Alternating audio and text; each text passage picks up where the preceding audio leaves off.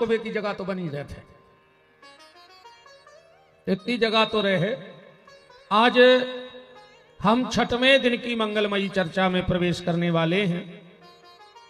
आप सबसे इस दास का फिर वही निवेदन है, जितना अधिक से अधिक हो सके इस मानव जीवन में भगवान का नाम ले लेना, क्योंकि सत्य तो भगवान का नाम है, बाकी सब झूठा है। और फिर तुम कितना कमा ले,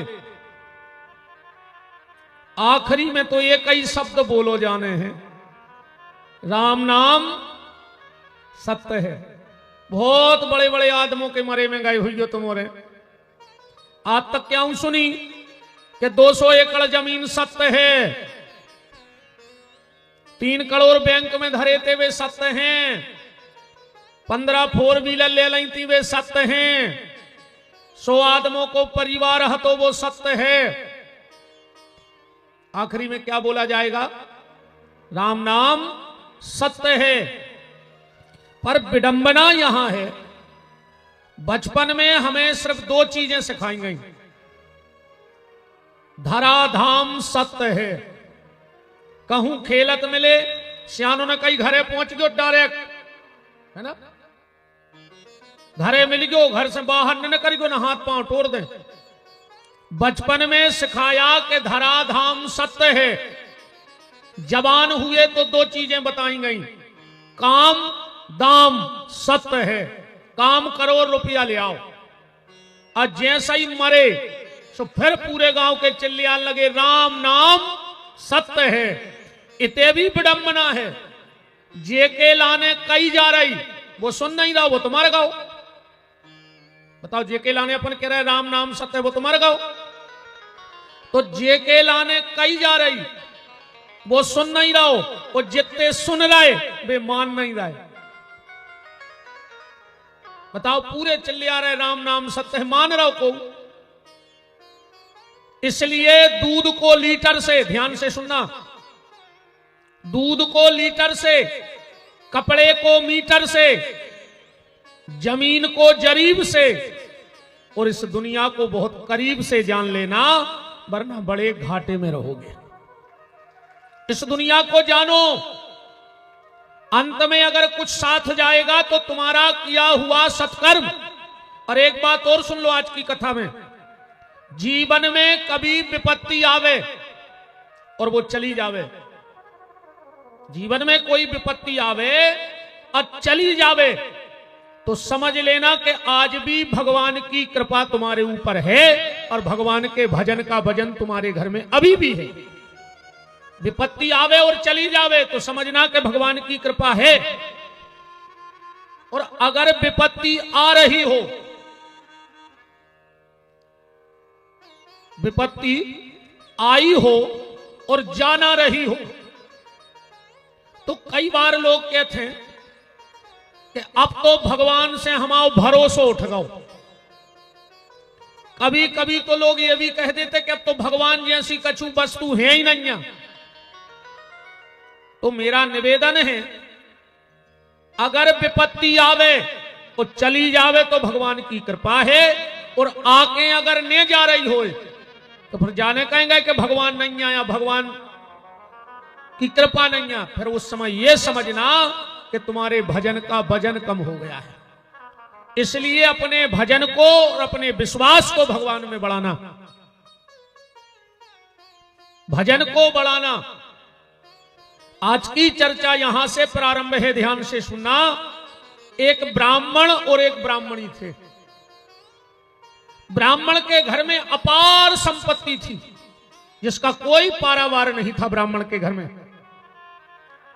ब्राह्मण को पत्नी बहुत अच्छी मिली। कलयुग में अगर तुम्हें ये 6 चीजें मिल गई हो, अच्छे ने मिली हो, 4 ही मिल गई हो, तो भगवान को बहुत धन्यवाद दियो। हालांकि जो होत नहीं है को के 6 ही चीजें, और हो तो फिर बहुत ही बड़ी कृपा जानियो। तुम्हारे पूर्वज भारी पुण्यात्मा कहा है कि तुम्हें ये 6 चीजें हैं। अर्थागमो नित्य मरियोगिता चो प्रिया चो भार्या प्रियवादनी चो वसश्च पुत्रार्थ करी चो विद्या सदजीव लोकस्य सुखानि राजन। रोज घर में पैसा आवे पेलो सुख, ठीक, चाहे 100 रुपया आवे मनवा आवे, मनवा के लिए पैसा से कछु नहीं होए, आवे को तो तुम्हारा 10 लाख आ रहे हो। फिर दूसरी चीज शरीर होए स्वस्थ, अब पैसा तो आ रहा है 10 लाख रुपया दिन, मानो डॉक्टर ने कह दी मर जाओ, कहूं तेल को बूंदा करे के भीतर सरक गाओ, तो अब मूंग की दाल को पानी नचो नचो पी रहा है, कई भज्जा के 3 करोड़ रोज की आए हैं, अब कभी गिट्टी खा ले बताओ। कहूं ये 2 ही सुख हो तुम्हारे लगा, पैसा हो, शरीर हो स्वस्थ, और कहूं तीसरी चीज बिगड़ जाए, दोस्ती यारी मित्रता। मित्रता भी अच्छे लोगों से रहो चाहिए। अच्छा मित्र कैसा होना चाहिए, आपने टीवी में देखो, ये अब तो नहीं होती, युद्ध होते, कल तुमने देखो ये जब मोनिया आए थे, जब वे लाए थे वे ढाले ऐसी लाए थे डंडा और वे तबा से, युद्ध में ढाल कहां रहती है, योद्धा की पीठ पे टंगी रहते, तलवार हाथ में रहते, ढाल पीछे रहते। जब युद्ध ने होए और जैसा युद्ध भाव सो तलवार पीछे ढाल आगे आजा। मतलब मित्र कैसा हो, तुम्हारे सुख में भली पीछे हो पर तुम्हारे दुख में आगे होना चाहिए, ढाल की तरह, इसलिए मित्र को ढाल कहा गया है। दुख में आगे आ जाए, सुख में भली पीछे बनो रे।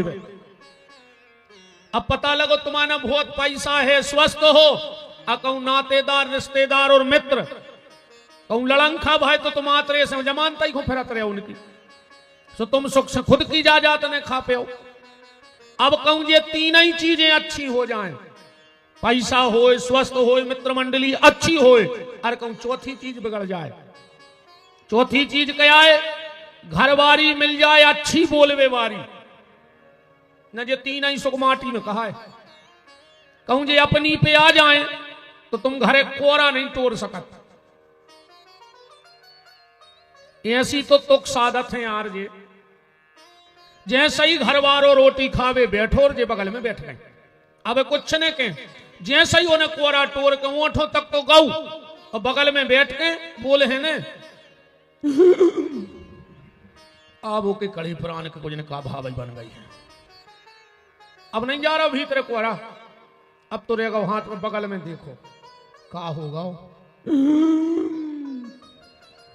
अब इसको ब्लड प्रेशर बढ़ो, नहीं तो भग पा रहा हो कैसे कोरा हाथ में लाए, का होगा हो बताओ तो का होगा हो। आइए महाराज जी दंडवत प्रणाम, विराजे स्वामी जी।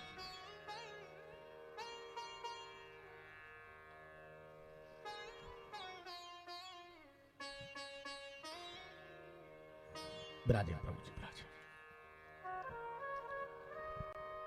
राम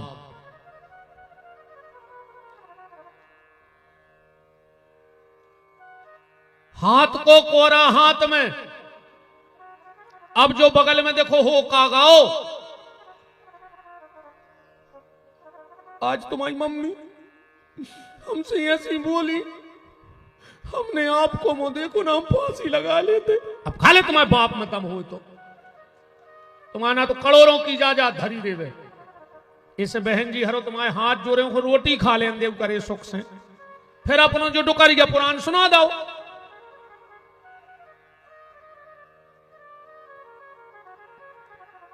पत्नी भी अच्छी मिल जाए, अरे को 5वीं चीज बिगड़ जाए। 5वीं चीज क्या है, तुम्हारी औलाद। व्यक्ति को 4 जगह से दुख मिलता है जीवन में, ध्यान से सुनना। सबसे पहला शरीर से, दूसरा संपत्ति से, तीसरा संबंधियों से, और चौथा संतान से। आदमी शरीर का दुख सह लेता है, संबंधियों का दुख सह लेता है, संपत्ति का भी दुख सह लेता है, पर औलाद के सामने बड़े से बड़े फौलाद टूट जाया करते हैं। तो आज्ञाकारी अगर संतान मिल जाए कलयुग में, और 6वां सुख है मन की शांति। तो अगर ये पांच ही हो सो आदमी को शांति नहीं है। तो बात चल रही थी, एक पंडित जी थे, एक पंडिताइन थी। पंडित जी को बड़ी सुंदर और बड़ी गुणवान सुशील पत्नी मिली। पंडित जी को एक आदत पड़ गई, जब पंडित जी की पत्नी पंडित जी को भोजन की थाली लगाती तो पंडित जी घर के बाहर खड़े हो जाते हाथ जोड़ के, और उस वक्त जो भी निकलता पंडित जी हाथ जोड़ के कहते भैया भोजन कर लो।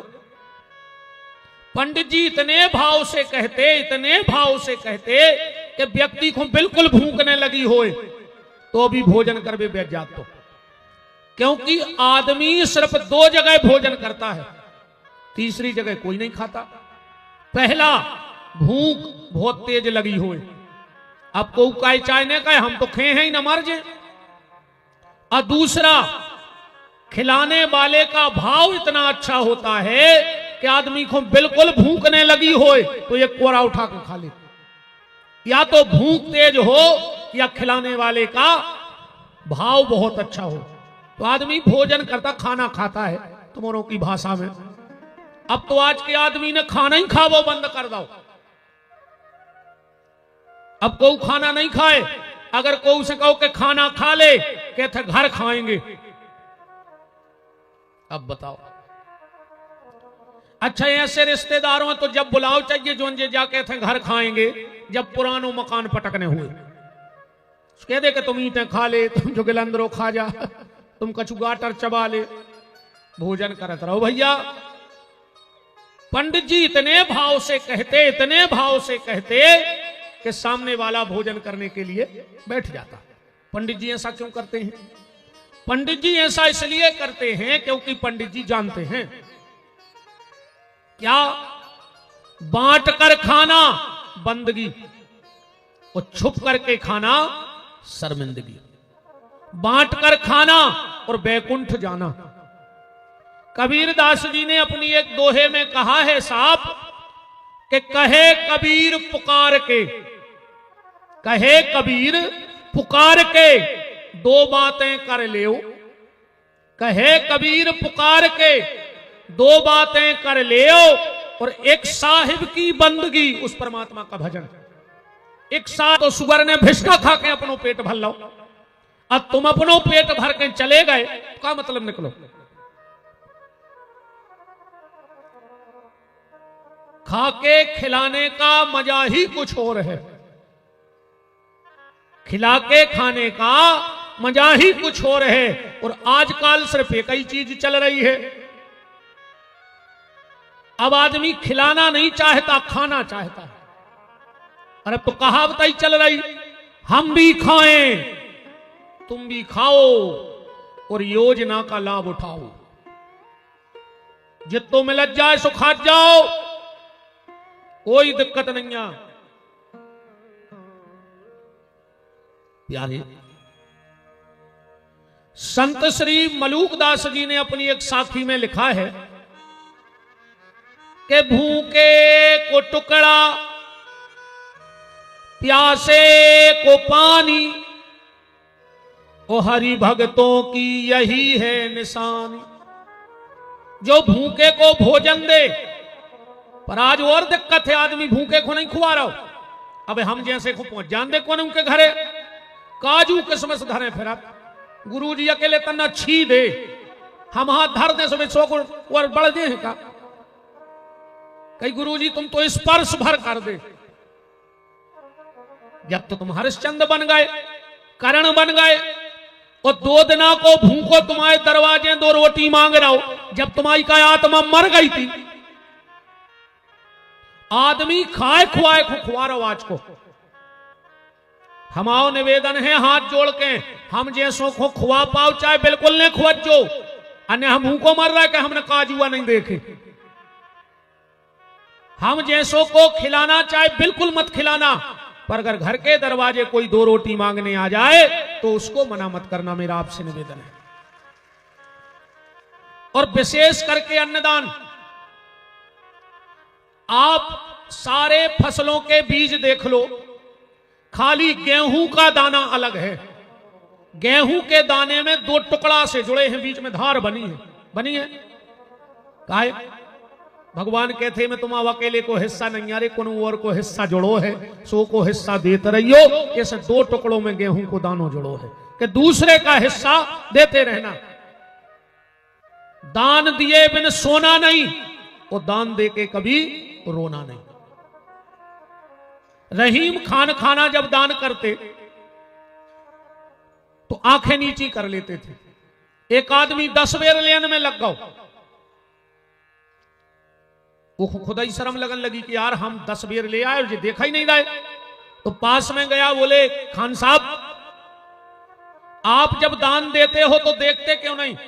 रहीम खान खाना बोले भैया ना मैं दे रहा हूं और ना मैं देख रहा हूं, जो दे रहा है वो देख रहा है। देने वाला कौन है? बोले देनहार को और है, देत राहत दिन रेन, और लोग भरम हम पर करें सुता से नीचे नैन। एक बार रहीम खान खाना अपनी कचहरी में बैठे थे। एक ठगिया ने चिट्ठी लिख दी रहीम जी को। उस चिट्ठी में लिखा, प्यारे रहीम, मैं तुम्हारा द्वारकाधीश श्री कृष्ण, मैं फला फला व्यक्ति को तुम्हारे पास भेज रहा हूं, इसे 1000 सोने की मोहरें दे देना, जब मैं तुम्हारी लौटा दूंगा। और नीचे लिख दिया श्री कृष्ण। वो पर्ची लेके पहुंचो कचहरी। रहीम खान खाना के मुनीम को चिट्ठी दी, मुनीम ने रहीम बाबा को चिट्ठी दी, और जैसे ही चिट्ठी दी रहीम बाबा बोले कि इसको 1000 सोने की मोहरें दे दो। मुनीम बोलो कि खान साहब यह चिट्ठी नकली है। रहीम जी बोले 1100 सोने की मोहरें दे दो अगर नकली है तो। अब मुनीम को कहा भैया सेठ ने कह दे उन्हें पैसा दे दे, पर वो को मन न मानो रे। फिर पहुंचो, बोले रहीम जी यह चिट्ठी गलत है। रहीम जी बोले हमें पता है कि चिट्ठी गलत है। बोले तुमने ये जानते हुए कि यह चिट्ठी नकली है फिर भी 1100 सोने की मोहरें दी। रहीम जी बोले मुनीम कम से कम शुरुआत तो भाई, आज अगर कृष्ण की नकली चिट्ठी आई है तो कबहू न कबहू असली चिट्ठी भी आ जाए, शुरुआत भर हो जाए। इसलिए मेरा निवेदन है अगर भगवान ने तुम्हें दिया है तो तुम दो, अन्ना फिर ऐसो होत है। 2 आदमी मरे रे, पहुंचे भगवान के। भगवान ने एक को बुला, बोले और कैसी रही? अरे बोले कैसी रही? तुमने मनुष्य बनाओ, 2 मोड़ियां दे दी, 10 एकड़ जमीन दी, मर गए कर करके। और उतई पे आज जे महाराज बे बाबा जी हम यज्ञ करा रहे, हमें चंदा दे, उन्हें चंदा दे, हम तो पागल हो गए 10 एकड़ जमीन में। भगवान बोले तुम चाहत का हो? वो बोलो तुम हमें ऐसो कर दे कि हमें देने को होने पर अगले जन्म में हम लेता ही देवे। भगवान ने कही चलो देखते हैं। फिर दूसरे को बुलाओ, वो आओ भीतर। बोले तुम कह लगे मालक तुमने भारी कृपा करी, मुझे 4 तो मोड़ियां दी, 8 एकड़ जमीन दी, मैंने भारी मेहनत करी, अच्छे घरों में मोड़ियां भी आई, मनो एक दिन कबों कबों दुख हो जात। तो भगवान बोले काय को? बोले हमारे घरे आवे साधु संत, अब हमारी इच्छा उनको 1 कुंटल गेहूं देवे क्यों घरे 10 किलो। हमें ऐसा लगत तो कि जो मोड़ियां ने होती तो हम पूरी जायदाद भंडारे में करा देते। भगवान बोले तुम का चाहत? वो बोलो तुम तो हमें ऐसो बना दे कि चाहे हमारे मोड़ी मोड़ा भूखे रेवे, साईं इतना दीजिए जा मैं कुटुंब समाए, और मैं भूखा चाहे रह जाऊं पर साधु ना भूखा जाए। भगवान ने कही चलो। जो ने जा कही थी कि हम लेता ही रेवे, कोई देने न पड़े, भगवान ने उसको एक मंदिर के बाहर बैठा दो, सब किलकिलों से खत्म। अब लेता ही रहो, कौन खुद देने अपन को? भुंसरा से एक ही काम, मालक मालक मालक। और जोन कह तो कि हमें दुख हो तो भगवान ने उसको बहुत बड़ो आदमी बना दो कि अब तुम कर तो दान कर पाए। सब तुम्हारा जो बनने हो सो फैसला तुम्हारे हाथ में कहा हो। मंदिर तुम्हें बनवाने के मंदिर के बाहर बैठने, जो फैसला तुमने कर लियो अपने हाथों। पर निवेदन बस इतना है कि दान दिए बिन सोना नहीं, और दान दे के रोना नहीं। और दान देना जरूरतमंदों को। और वर्तमान में तो हम एक बात बताएं तुम्हें, चाहे खराब लगे चाहे अच्छा, दुनिया में अगर अब सबसे ज्यादा कौन परेशान है तो गैया। देश में गरीब मरीब को नहीं बचाओ, ये तुम्हारा सब बात है। संजू भैया को नहीं गरीब मरीब, हमें क्या बताओ, जब तुम्हारा पैसा नहीं है तो डिंडू में पग्गा को कहां से आ जाता। जब तुम भूखों मर रहे, 1 रुपया किलो की पिसी लेवे, 1.5 लाख की मोटरसाइकिल और 50,000 को मोबाइल धर के गरीब आदमी पिसी लेवे जा रहा हो। बताओ जो गरीबा हैं, 1 रुपया की किलो की पिसी लाई, लोटत में 20 की बेच दाई। अब वो कितने को आज हमें पता नहीं, अपन ने लऊ नहीं बेनो। और जो उताई फसाई बिना पानी की, अब फिर बैठे मोटरसाइकिल पर जो हवा लगी और वह सन्नानी, फिर उताई से आ रहे कहीं दे दे प्यार दे, ऐसा बात चली है। सो तन्न कई आगे तो बड़े थे, घले को ट्रक में सो आ गई 108, कई जल्दी पार दे, जल्दी पारो ना बताई मार जे। अब पूरे के पार आई तो ने पायो ट्राली सी पे, और हिचकी आई कहीं जल्दी उतार दे, मर गए भी तो। घरे ले आए कहीं अब जल्दी बार दे, किलोमीटर होगा। यहां कोई गरीब गरीब नहीं है। और ईमानदारी से अगर हर पंचायत में गरीबी रेखा वालों के नाव पंचायत के बाहर बड़े बड़े अक्षरों में चिपका दे जाएं, तो आधे शरीफों के चेहरा से नकाब उतर जाए। जेके ट्रैक्टर है वो को गरीबी रेखा में नाव है। जो गांव को सबसे बड़ो आदमी वो की कुटी आ गई, और जो टपरों में मर रहा हो बेचारो, कैसे को पैसे नहीं है। क्या हुई ये देश को बताओ। जिसके लिए वास्तव में जरूरत है उसके लिए कोई सुविधा नहीं है। तुम तो निकरवत जो तो एक आधना गांव के गरीबी रेखा की लिस्ट, वो में 60% बड़े आदमी हैं और 40% का 10% गरीब होने, पता ही नहीं पड़ रहा हो। मनो ध्यान रखियो, जो कह रहे हो कि अपना काम बनता फिर भाड़ में जाए जनता, जनता भाड़ में जाए चाहे नहीं जाए, मनो तुम्हारी बागत हुज्जे यार कि तुमने सोची नहीं हुज्जे। जो जी जा कहते हैं अपना काम बनता फिर भाड़ में जाए जनता, उसका न्याय बहुत खतरनाक है प्यारे। अब ये तो तुम्हें जो करने सो कर ले, कैसे अबे तुम्हारी चल है, पर जोन दिना हिसाब हुई है वो दिना भगवान की चल है, फिर तुम्हारी नहीं चलने आए। हिसाब भगवान कर है, कर्म तुम करो। अगर भगवान ने तुम्हें दिया है तो दान देना सीखो। और दान अकेले पैसे का नहीं होता, विचारों का दान, प्रेम का दान, इन चीजों का दान भी होता है। अगर तुम रास्ता में जा रहे हो और तुम्हें बीच रोड पे क्या पत्थरा डरो दिखा जाए, तो 2 मिनट रुक के वो उठा के और रोड के बगल में धर दे, जो भी तुम्हारा दान आए।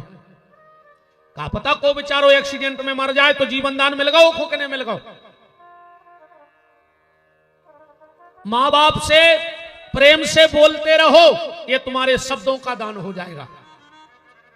पड़ोसी से प्रेम से बोलते रहो, क्योंकि संसार को तुम जो दोगे ये संसार तुम्हें वही लौटाएगा। जो दोगे वो लौटाएगा। तुम्हें तो भरोसा नहीं हुए तो कल यही बासन पानी में कोऊ के घरे एक डिब्बा में मिठाई पहुंचा दियो, जोन दिना वो डिब्बा वापस कर है, अगर ओके मिठाई नहीं हुई है तो गुड़ की डगलिया तो धरा ही दे। कैसे तुम जो दे हो वो ही लौट के तुम्हें मिले है। और एक आध दिन ऐसो करियो, बगल वाले के घर पे एक पत्थरा मार के देखियो, एक आध पत्थरा मार के देखियो। अच्छा जी बंद दिया तेरी, आज के पैसा कट गए 2 साउंड के। राम जब तो हम सोच रहे आज खाली खाली काहे लग रहा है, कल के चुटकला में तो नहीं चियंगा दद्दा कि ले हम करवा दे तुम्हारी कथा। अगर तुम पड़ोसी के घर में मिठाई का डिब्बा भेजोगे तो वो गुड़ तो भेज ही दे है, ना फिर तुम कल पड़ोसी के घर पे पत्थरा मार के देखियो कि तो सामनो भारतीय हो जाए हो, क्योंकि जो तुम दोगे वही तुम्हें लौट करके मिलने वाला है। बात चल रही थी, पंडित जी को आदत पड़ गई भंडारा कराने की। धीरे धीरे 10, 20, 25, 50 लोग पंडित जी के घर भोजन करने आने लगे। अब पंडित जी घर का कुछ काम कर नहीं पाते, घर का काम कुछ कर नहीं पाते। धीरे धीरे घर में जितना पैसा रखा था वो सब चला गया। जमीन पे नंबर लगा, जमीन बिक गई, जेवर बिक गया, बर्तन बिक गए, एक दिन मकान ही बिक गया, पर पंडित जी ने भंडारा बंद नहीं कराया। धीरे धीरे लोगों ने पंडित जी के घर आना बंद कर दिया। क्यों? क्योंकि ये दुनिया बड़ी स्वार्थी है, ये दुनिया बड़ी स्वार्थी है। ये तब तक आपका सम्मान करेगी जब तक आपके पास पैसा है। ये दुनिया की हालत ऐसी है, ये उदाहरण से तुमने जल्दी समझ गया हो। गन्ना रे, गन्ना जब गन्ना को ठेला वारो सवेरे बाजार जाते तो गन्ना पे गीलो फट्टा डारत है, अगरबत्ती लगा ठेला पे, पांव परत है, और वही गन्ना जब चखरी में डारत है सो रस निकाल के बेच दे और चांच रोता ही छोड़ के घरे भग यार। ऐसा ही ये संसार की हालत है। धीरे धीरे पंडित जी के घर सबने जाना बंद कर दिया। पंडित जी ने गांव के बाहर एक झोपड़िया बना ली, कुछ बचा नहीं था। कुछ लोग आते भूले भटके, पंडित जी कर्जा ले लेके भंडारो कराने लगे। एक दिन पंडित जी ने अपनी पंडिताइन से कहा कि सुनो, अपने ऊपर कुछ कर्ज हो गया है, हम जा रहे हैं धन कमाने। एक तो अपने यहां कोई आएगा नहीं क्योंकि सबको पता कि अपन दिवालिया हो गए, और अगर कोई आ जाए तो तुझे चाहे प्राण देने पड़े पर वो भूखा नहीं जाना चाहिए। इतना कह के पंडित जी तो चले गए। 7 दिन हो गए, 7 दिन हो गए, पंडिताइन ने अन्न का दाना नहीं खाया। जय जय महाराज, अन्न का दाना नहीं खाया 7 दिन से। पर सुबह स्नान करके जय जय घर के दरवाजे बैठ जाती है कि मेरे घर कोई भोजन करने आएगा, क्योंकि पति कह गए कि कोई भूखो नहीं जाए। 7वें दिन ब्राह्मणी ने क्या देखा, एक बड़ा तेजस्वी तपस्वी महात्मा जिसकी लंबी लंबी जटाएं जमीन को झाड़ते हुए उसकी झोपड़ी की तरफ आ रहे हैं। ब्राह्मणी की आंखों में आंसू आ गए। अरे राम राम राम, मेरे घर के दरवाजे इतने बड़े सिद्ध महापुरुष आ रहे हैं और 7 दिन से मेरे घर में कुछ है नहीं, और पति ने कहा है कि भूखा जाना नहीं चाहिए। उसने विचार कर लिया मर जाएंगे पर साधु को भूखा नहीं जाने देंगे। जैसे ही महात्मा झुपड़िया के आए, ब्राह्मणी ने दोनों हाथ जोड़ लिए, महाराज आप मेरे घर में प्रसादी ले लो। साधु बोले बेटा तेरा भाव तो बहुत अच्छा है, पर मैंने 21 साल से अन्न खाया ही नहीं। ब्राह्मणी बोली तो कछु फलहार ले ले। महात्मा बोले बेटी 17 वर्ष तक मैंने फलहार लिया, अब 4 वर्ष हो गए मैंने फलहार करना भी त्याग दिया है। ब्राह्मणी बोली महाराज ना भोजन लेते हो ना फलहार लेते हो तो ये शरीर चलता कैसे? महात्मा ने कहा बेटी एकादशी के एकादशी काली गाय का 1.25 लीटर दूध पी लेता हूं और उसी में भगवान जीवन को चला रहे हैं। ब्राह्मणी एक क्षण रुकी, बोली महाराज आज तो एकादशी है। हाँ एकादशी है, तो आपने कहीं काली गाय का दूध तो नहीं पी लिया? महात्मा बोले नहीं, तेरे घर में व्यवस्था हो जाएगी। हाँ महाराज हो जाएगी। झुपड़िया में गई, एक फटा हुआ सा आसन लाई और बरगद का पेड़ था उसके नीचे डाल दी। महात्मा बैठ गए। 20-25 मिनट के बाद ब्राह्मणी एक फूटे से बर्तन में काली गाय का दूध लेकर आ गई और महात्मा के सामने रख दिया। कहा महाराज इसे पाओ। और जैसे ही महात्मा ने बर्तन उठाया, ब्राह्मणी की आंखों में आंसू की धार लग गई। महात्मा ने बर्तन नीचे रख दिया। बेटी तू रो रही है, तेरे को कोई तकलीफ है? ब्राह्मणी ने तुरंत आंसू साफ किए। नहीं महाराज, मुझे कोई तकलीफ नहीं है। महात्मा बोले फिर ये आंसू? बोले तो खुशी के आंसू हैं कि आप मेरे घर में प्रसाद पाने को तैयार हो गए। महात्मा बोला बेटी बूढ़ा हो गया, इतना तो जानता हूं कि आंसू दुख के हैं कि प्रेम के हैं। ये तकलीफ के आंसू हैं तेरे, बता क्या बात है। और अगर नहीं बताएगी तो मुझे तेरा ये प्रसाद स्वीकार नहीं है। मैं चला। और जैसे ही महात्मा उठे, ब्राह्मणी चरणों में लिपट गई। महाराज जानना चाहते हो ये आंसू कैसे हैं? बोले हां। तो सुनो, मेरा एक बेटा है, आज 11 साल 56 दिन का हो गया है और 7 दिन से ना मैंने और न मेरे बेटे ने अन्न का दाना नहीं खाया है। पर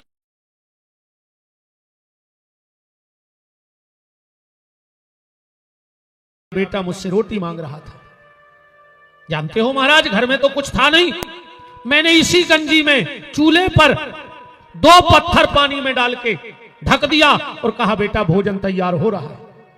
मेरा बेटा वो पत्थर, उसको क्या पता कि बर्तन में पत्थर उबल रहे हैं, देखते देखते बेहोश हो गया। पर सुबह जब आपने मेरे घर में प्रसाद लेना स्वीकार किया, मैं झोपड़ी में गई। 11 साल 56 दिन और 7 दिन का बेटा भूखा बेहोश बेटा मैंने गोदी में उठाया और बाजार में जाके मैंने टेर लगा दी कि जो मुझे काली गाय का 1.25 लीटर दूध दे देगा उसे मैं अपना बेटा बेच दूंगी। महाराज इस दूध के कारण मैं अपना बेटा बेच करके आ गई हूं। महात्मा की आंखों में तर तर आंसू बहने लगे। क्या कहा? तूने मुझ जैसे साधु के लिए 11 साल 56 दिन का बेटा बेच दिया, वो भी 7 दिन का भूखा बेहोश।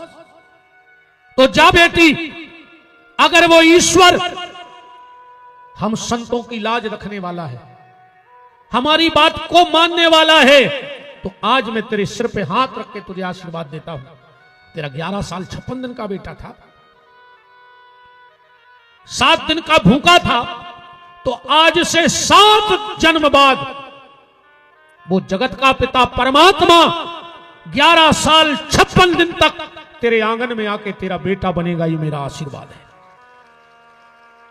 वही ब्राह्मण और ब्राह्मणी 7 जन्म बाद नंद और यशोदा बने और भगवान 11 साल 56 दिन की लीला ब्रज में करने के लिए गए। खाली भूखे को भोजन कराने का ये फल है।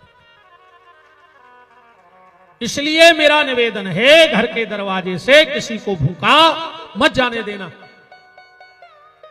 श्री शिव महापुराण में आया है, अगर मनुष्य जन्म मिला है तो व्यक्ति को 12 दान जरूर करो। चाहिए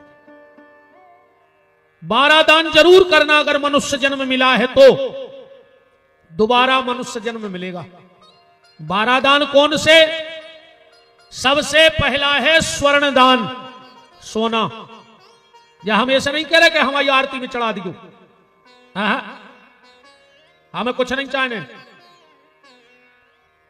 जोंदना बिटिया को ब्याह करो, हल्के हल्के कान के फूल बनवा के मोड़ी खुदे दियो मड़वा में मनो, चाहे एक लौंग दियो, पर सोनो दान करियो। जिंदगी में चांदी को दान करियो। जीवन में एक बार गुड़ दान जरूर करियो, महादान में आता गुड़। जीवन में एक बार नमक दान जरूर करियो, नमक महादान में आता। जीवन में एक बार तिल का दान जरूर करना, तिल महादान में आता है। जीवन में एक बेर घी को दान जरूर करियो। और हम तो कहते एक बेर का जो अंदर तुम्हारे बेटा बिटिया को जन्मदिन परे पौगा भर घी गांव के मंदिर में पहुंचाता रहो साल के साल।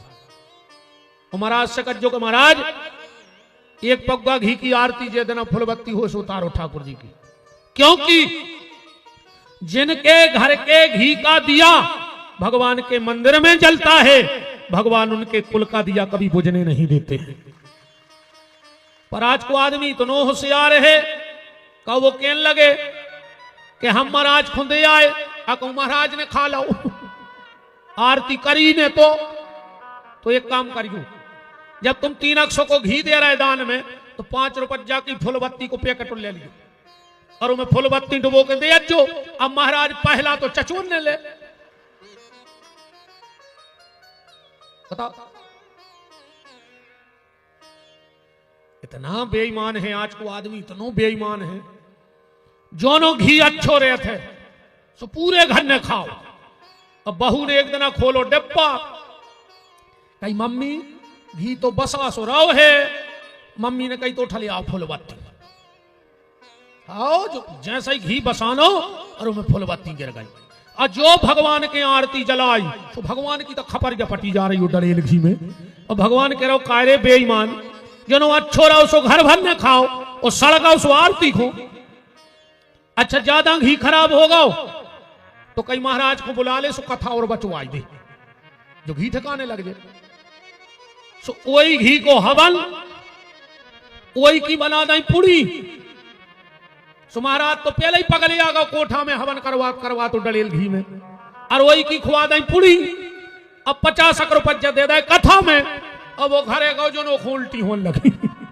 सो वो 2000 की बाटले लगवा के घरे बैठो। इतना बेईमान आज को आदमी यार। अगरबत्ती भी आदमी बोले आओ थे जो ओखों पसंद हो खुशबू। मिठाई भी बात चढ़े है जो ओखों अच्छी लगा तो भगवान के स्वाद से कुछ नहीं। हाँ बा मिठाई ले आओ जो खुद को अच्छी लगे। कहीं कहे अरे यार कहीं वो 1 किलो मगज चढ़ाने तो बब्बा को 1 किलो को ले आए पैकेट, और पैकेट में डारी उंगारी क्या तो जित तो 9 में छप गाओ मुंगा है। कहीं जय हो बब्बा तुम्हारे पाँव पर है रक्षा करी तो 2 छिटकी बब्बा के उचट गई। अब पूरा मुगद ली लगाए तुम। बब्बा कह रहे का रे बेईमान 1 किलो हमें बोलो तो और 1 छिटकी हमने नहीं पहुंची, बोलो जो ही ना हो रहा हो तो। जीवन में घृत का दान जरूर करना, जीवन में एक बार कपड़े का दान जरूर करना। हमने कल भी कहा था, शायद परसों भी कहा था, नया कपड़ा हम जैसों को दान करो बिल्कुल ना करो, कोई कमी नहीं है हमारा। ये ठंड का मौसम है, अगर तुम्हारे बच्चों ने कुछ कपड़े रिजेक्ट कर दिए हो कि मम्मी अब हम ये नहीं पहन रहे कि फैशन नहीं है, तो वे पुराने कपड़ा अगर गांव में मोहल्ला में कोई गरीब मताई को मोड़ी मोड़ा ठटरत मिल जाए तो अपने पुराने कपड़ा वो मताई के लड़का को तन ढांक दियो। वो गरीब माँ के हृदय से बदुआ निकल है कि तुम्हारे बच्चे का कभी अनिष्ट नहीं होगा। नए कपड़ा दान न करो तो पुराने करियो, पर कपड़ा दान जीवन में जरूर करियो।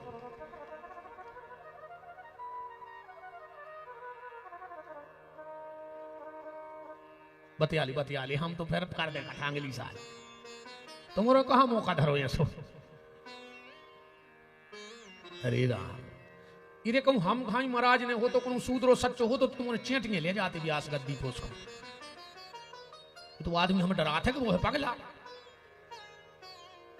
जब हम जैसे के संगे जा हालत है को सीधो सचरो व्यास हो तो जीवन को सब उठा ले जाए। राम वृंदावन बिहारी लाल की जीवन में गौदान जरूर करना। तनक और विराजो संजय बन गया, विराजो तो विराजो।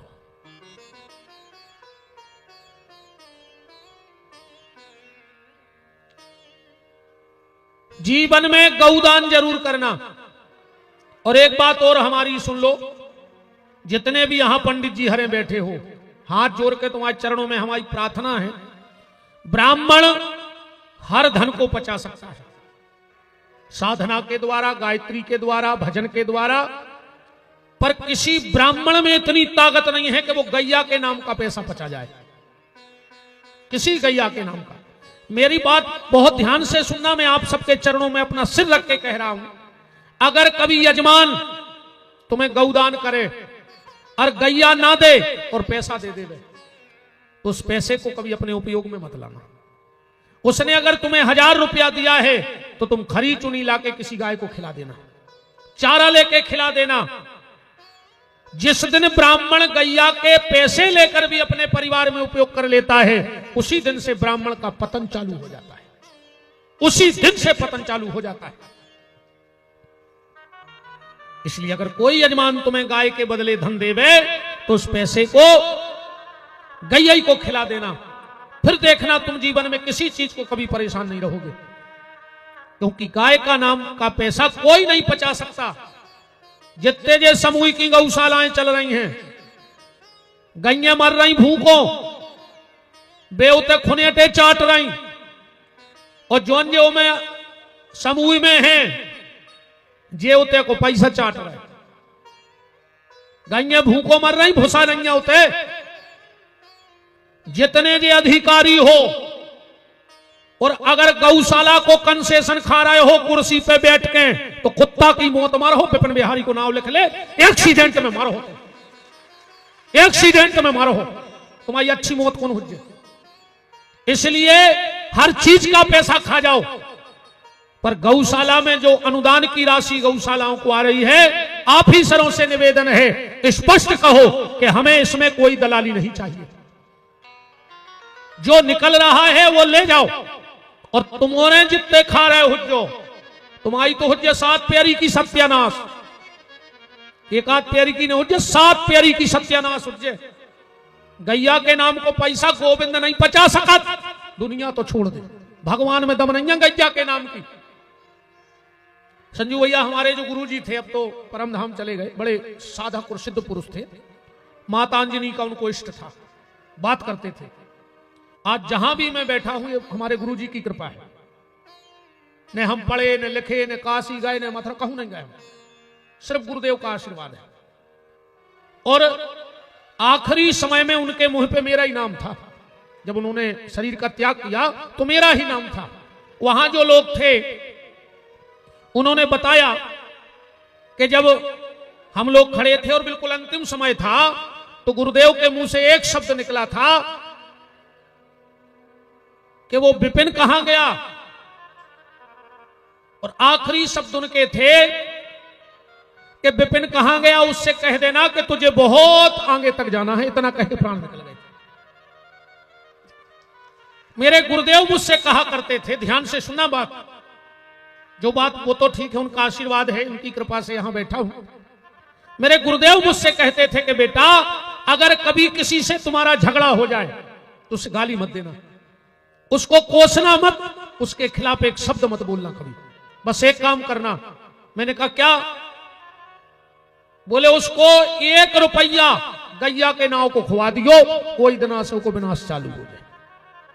दुश्मन से बोले लड़ना नहीं, तुम्हें कोई कितनी गाली दे तुम जवाब मत देना, बस वो 1 रुपया गौशाला को खुआ दियो, कोई दिना से को विनाश चालू हो जाए, वो बढ़ नहीं सका जिंदगी में।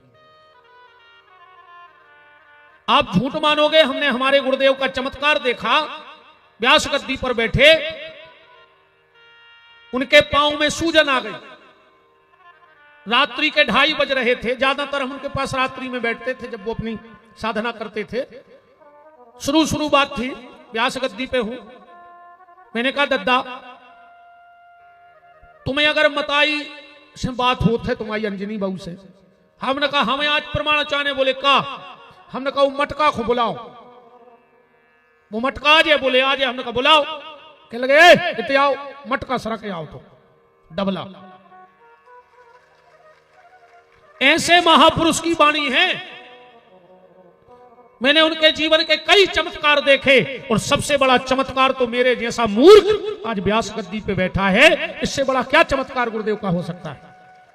और आज भी जब कोई भी दिक्कत आती है, और जिस दिन थोड़ा सा ध्यान करके